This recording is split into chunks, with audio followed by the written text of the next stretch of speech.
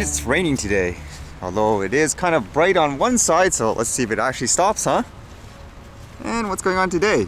I thought this was actually really interesting, considering yesterday I was looking at DJI's geofence unlocking procedures. It seems like they changed it, and I even said before, for example, when it comes to this stuff, is it okay for companies to have, I guess, all your information that way, have this type of control versus just being a manufacturer? Well, how about this? They basically use a program called Aeroscope, which essentially keeps track of their own drone products. So let's just say if someone in an airport wants to identify all DJI drones, they could use this. Now, during these times of this war between Russia and Ukraine, there's been accusations that China and Russia have been, I guess, really close with each other, where potentially they will be, I guess you could say, cooperating in an effort to go against everyone else. So here, there's an accusation that the company DJI basically throttled the Aeroscope, I guess, hardware for people in Ukraine so that Russia could have an advantage. That's the claim initially. So like this person here writes, information has been received. The Russian army has a lot of stationary aeroscopes, UAV monitoring complexes from Syria with an extended distance of up to 40 kilometers. What's fascinating about this too is apparently, I guess, this guy is the owner, I guess, of the company who installed the hardware.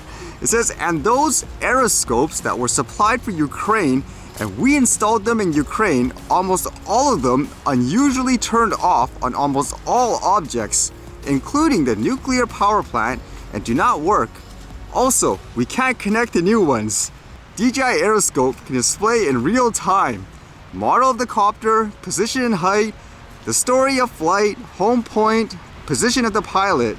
So this is like a rough translation and all that, but in general, again, it's supposed to be able to identify all DJI related products, and I guess based on where the controller is, it can identify where the pilot is as well.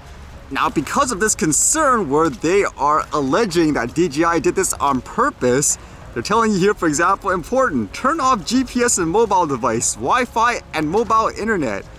Better turn on flight mode. Run a copter at safe distance from the workplace. Turn on the copter right at the place of takeoff, not on the road. Now, usually too, as a best practice, you should turn the controller on first and then the drone, but I guess for here they say, according to the documentation, the remote control is first turned on, then the copter, and the other way around. So basically turn the copter and then remote control. If possible, it is better to do it with an assistant and to take into account the difference of distance from the point of landing and the place of work to the necessary object. So basically they're suggesting just try and, I guess, mess around with the data and all that in general, even if they have like a tracking device. So that's kind of crazy. And there were more people basically expressing this concern. Like this guy here says, according to recent reports from Ukraine, the Chinese drone producer DJI Global have limited the capabilities of its Aeroscope technology for the Ukrainian army, giving a significant air reconnaissance edge to Russian invaders. And there's so many accusations here, for example, saying because they have this, I guess, advantage, and remember that story of people in Ukraine asking just anyone hobbyist to use their drones, they're claiming because of this, they can identify where the drone operator is and then essentially, I guess you could say, take them out or say, quote, kill them. I mean, that's the extreme end of it. Although with that in mind, DJI is completely, I guess, denying this. So not too long ago, here, basically the person says, I'm the head US spokesman for DJI, and let me say very clearly, these reports are false. We are aware of the problems with some Aeroscope units in Ukraine. They may be connected to the prolonged loss of power or internet, but there is no deliberate action to downgrade Aeroscope there. And just recently, DJI posted this on their own official, I guess you could say, account. It says, DJI continues to provide a full global technical support and services, including our Aeroscope remote ID solution. We are working with customers to resolve some Aeroscope malfunctions in Ukraine that we suspect are related to interim loss of power and or internet services. So again, in their point of view, they're not doing anything. It could be just an external factor.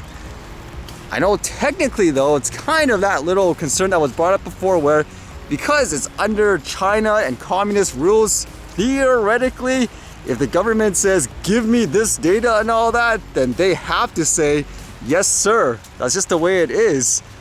That also brings us to the point where some of you asked before, can a company like DJI, for example, just say, I'm gonna shut down every single drone now? Imagine if China gets in a war with, I don't know, Canada or the US or something like that. Could they do that? I think this is an example where they can't just technically do that because your drone needs to be updated, I guess you could say firmware wise and all that. So theoretically, they can't just like click a button and all drones are going to land unless you're somehow specifically going to try to interfere with things like the signal and all that. It's a little different. With that thought, like in this case, would you be okay with a company having that much control over, I guess, your hardware per se? Or is it okay for you to give all your like personal information and all that, like the one with yesterday? It makes you think when it's a completely different perspective, because you could just come from one viewpoint saying it's to protect people, it's for your safety, like for airports and all that. But how about in dire situations like this in war? Let's just say you were going against the country of origin where the products come from. Is it a concern or not? Technically too, I guess you could argue it wouldn't just be a DJI thing, because there's so many Chinese companies in China, for example, that make drones and stuff like that, where technically they would kind of be in the same position. So could you truly get away from it all unless you actually get something that's local, for example? And then afterwards you have to watch out for any, I guess, local people who promote for stuff like that as well. Would you be afraid? Another quick story I read, I guess a lot of car manufacturers are going to start implementing things like VR devices. This one says, beginning in the summer of 2022, Audi will become the first manufacturer to transform the automobile into an experience platform for virtual reality. It says select Audi vehicles with the MIB3 infotainment system manufactured beginning in June 2022 will be Holoride capable. Experience drives by the startup Holoride with Audi at the South by Southwest Music, Film and Tech Festival. You can see all these pictures and stuff too. It says new technology merges virtual reality content with driving movements in real time. People are joking here with, okay, you're gonna get more car or motion sickness now. People with these VR headsets, I guess, going everywhere, bumps and roads in the car. I wouldn't be surprised if that actually happens. So it's gonna be like a liability issue too, with people playing VR games in the car. You already heard of those ones where people got injured, I guess, just by moving too quickly in the wrong direction and all that.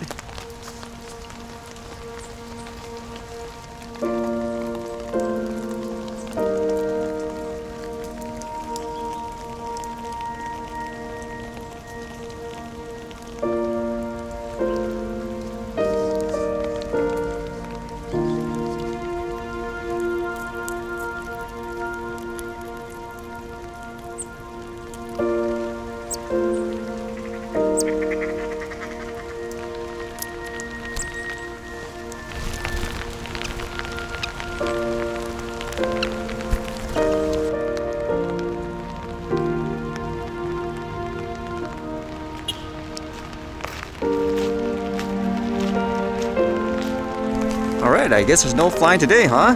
Some more archive experiments. I think the most difficult thing so far has been trying to find things like sound effects and all, but again, just by doing all this practice and stuff like that, it kind of gave me a good idea in terms of the long run in the future for everything in general.